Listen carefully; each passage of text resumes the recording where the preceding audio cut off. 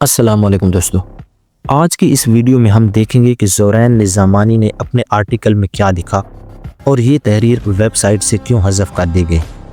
یہ تحریر 1 جنوری 2026 کو معروف انگریزی اخبار ایکسپریس ٹریبیون میں شائع ہوتی ہے، جس کے بعد اچانک اسے اخبار کی ویب سائٹ سے ہٹا دیا گیا۔ اس مضمون نے سوشل میڈیا پر غیر معمولی توجہ حاصل کی اور بالخصوص نوجوانوں کے درمیان ایک سنجیدہ اور گہری بحث کو جنم دیا۔ بہت ہی کم وقت میں یہ تحریر اس بات کی علامت بن گئی کہ نوجوان نسل کے دل میں اس وقت کیا چل رہا ہے۔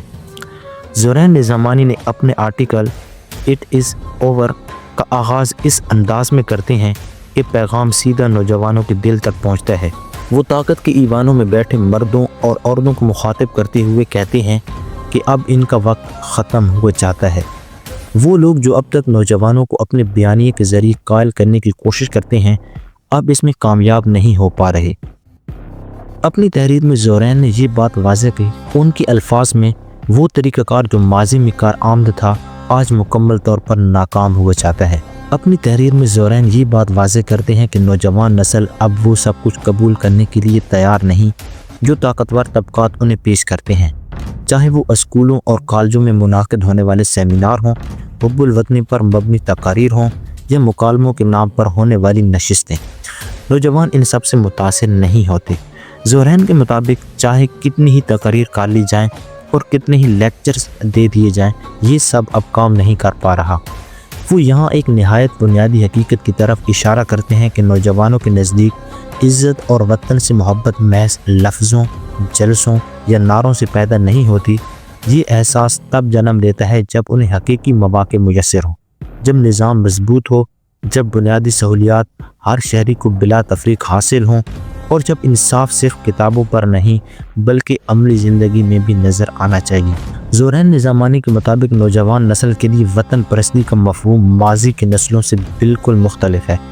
ان کے نزدیک وطن سے محبت کا مطلب صرف جلوسوں میں شرکت یا نعرے لگانا نہیں بلکہ ایک ایسا نظام دیکھنا ہے جو شہریوں کے ساتھ انصاف کرے۔ وہ لکھتے ہیں کہ حقیقی حب الوطنی خود بخود پیدا ہوتی ہے جب ملک میں برابر کے مواقع ہوں، مضبوط انفراسٹرکچر ہو اور مؤثر ادارے موجود ہوں۔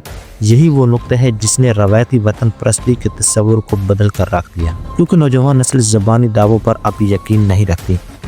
تحریر میں زورین ایک اور اہم پہلو پر روشنی ڈالتے ہیں اور وہ یہ ہے کہ نوجوانوں کی بدلتی ہوئی حقیقت۔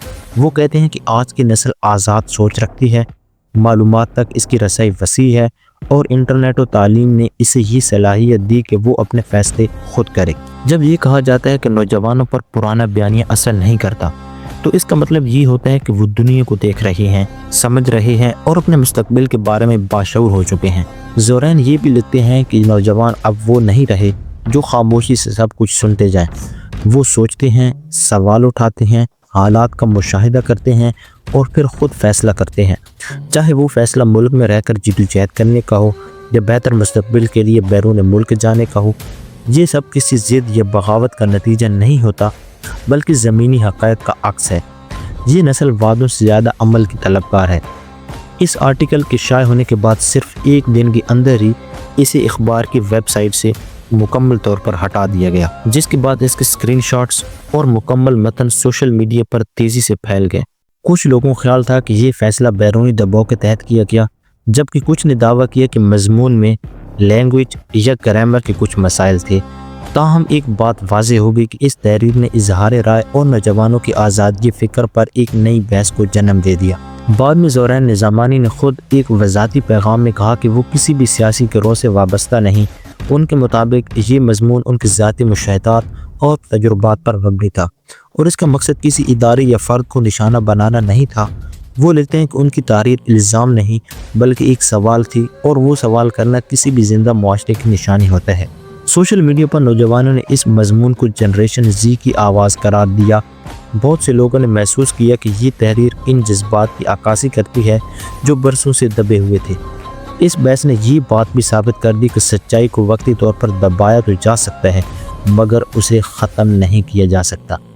یہ تحریر محض ایک مضمون نہیں تھی بلکہ ایک سوچ کا اعلان تھی، ایک نسل کی طرف سے یہ اعلان کہ وہ اب اندھی تقلید کے بجائے شعور کے ساتھ جینا چاہتی ہے اور شاید یہی بات سب سے زیادہ ناگوار گزری۔